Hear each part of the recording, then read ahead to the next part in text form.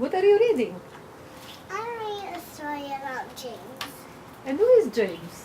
the friend of Gloria. 18 December 2003. Jeez, I remember that day.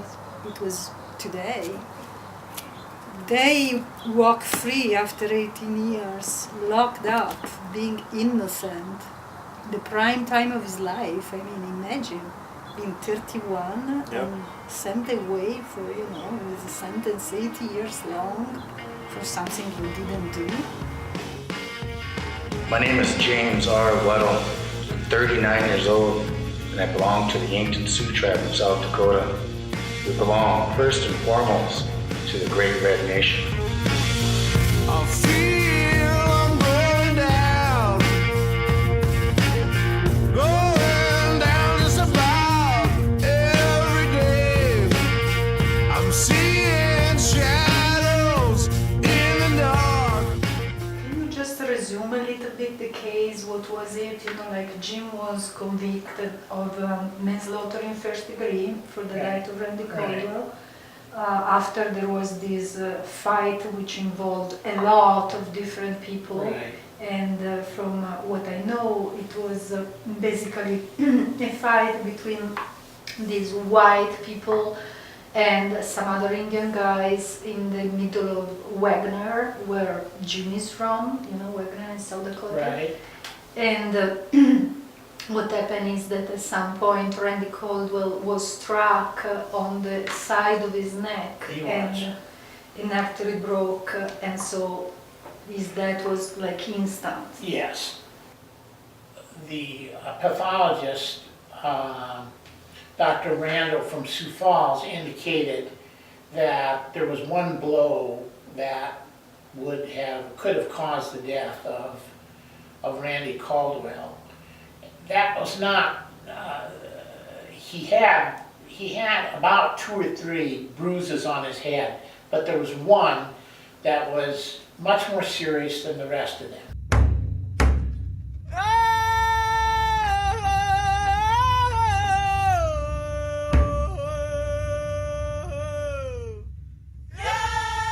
In 1989, when there wasn't the Fort Randall Casino providing jobs, and the unemployment rate on my Yankton reservation was close to 90%. That was a big sum. It wasn't the first time that I had been betrayed.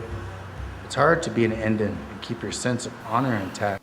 There were 3 defendants in the case. There was a Weston, there was Honey Michael, and then there was Jimmy Weddell. So Weston's case at trial, the charges against Weston were dismissed. So that left 2 people that went to trial. But then when the prosecution realized that they were in trouble because there were 2 defendants, there was no aiding and abetting statute, they could only convict one guy for the one blow to the head that caused the death. They went back and talked to Randall, and he then changed his testimony, and he said, well, both of them could have, both of these bruises on the head could have caused the death, and there were 2 defendants, and that they both struck him. That was what happened at trial. It is no measure of how to be well adjusted to a profoundly sick society. Jiddu Krishnamurti. This monument is to commemorate the Treaty of 1858 between the Yankton Sioux, Ehiongtwans, and the United States government, wherein we ceded 11 million acres of land for peaceful and undisturbed use of this area here, 430,000 acres. We wanted to point this out, and these are the treaty signers right here in English. And this Frank Gloria, this is Jim Weddell's great-great-grandpa. James was a thorn in the side of the South Dakota's prison system. The state had previously done all it could to keep him in Marion federal prison, even after the 22 months of his federal sentence had expired. Why? because Sioux Falls was still ringing with the echoes of James' escape that had taken place 5 years earlier. The press had christened the escape South Dakota's Great Escape and given it much attention in a way that could not put the police in a particularly good light. May of 1988. We lived in Salt Lake City, Utah. My mom had just graduated from the University of Utah, and we were getting ready to move back down here to the Yankton Sioux Res. My dad, my Uncle Larry, and my Uncle Joe Lovo, they came. They were helping us move. Me and Jody were in our back bedroom. All of a sudden we heard lots and lots of footsteps coming up those steps. All of a sudden the door busted open and there was a bunch of U.S. Marshals. They had guns. They told us all to get down. They threw my Uncle Larry on the floor and made my dad and Joe Lovell get down on the ground. They had guns to their heads. And me and Jody were still in the back room. We came out and of course they told us to put our hands up. They frisked us down and made us get down on our knees.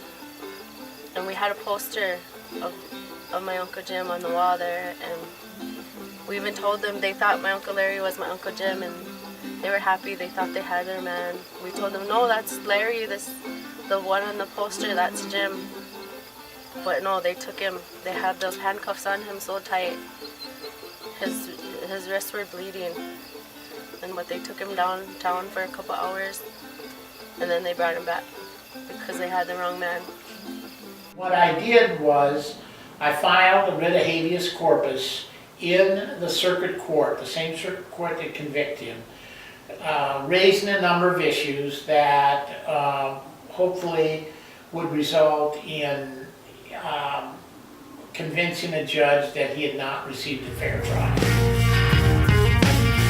I know when I go,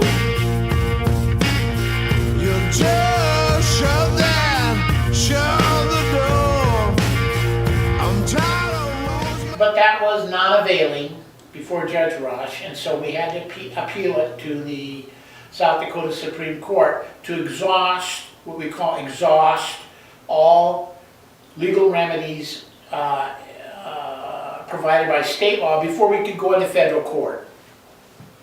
So we did that, and we went to the South Dakota Supreme Court on these same issues, and unfortunately we did not prevail there either. They affirmed the conviction. After, I think, weeks or months, he issued an opinion holding that Jimmy's rights had been violated because the rule of Batson had been violated, and Indian man had been, or a woman had been kept off the jury. He then gave the state so many days to try the case again or to release Jimmy.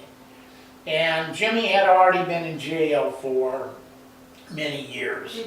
And the witnesses had died. The state was in a very precarious position because they couldn't try this case again. So, and at this point in time, we were just interested in getting Jimmy out of prison. So, negotiations took place between myself and the state. And the state agreed then that if Jimmy would just simply plead to an assault charge, they would have no objection to him being released and being on probation for, I think it was, yeah. Words set me free.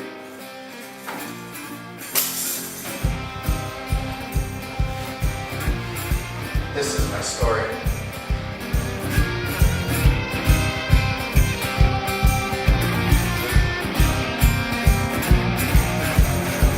Some faces don't walk around my grave, and on the street that I have my name.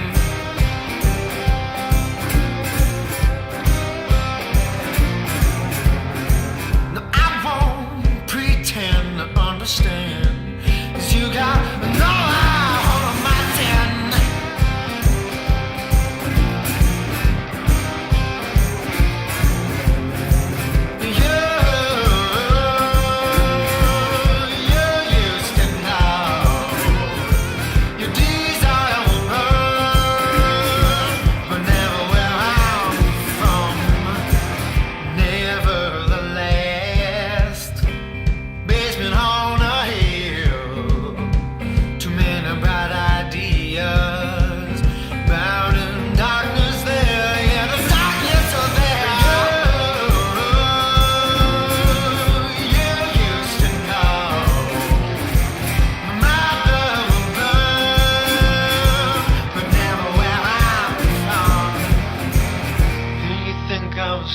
change, baby, how could you tell? 'Cause I know you here in your living hell.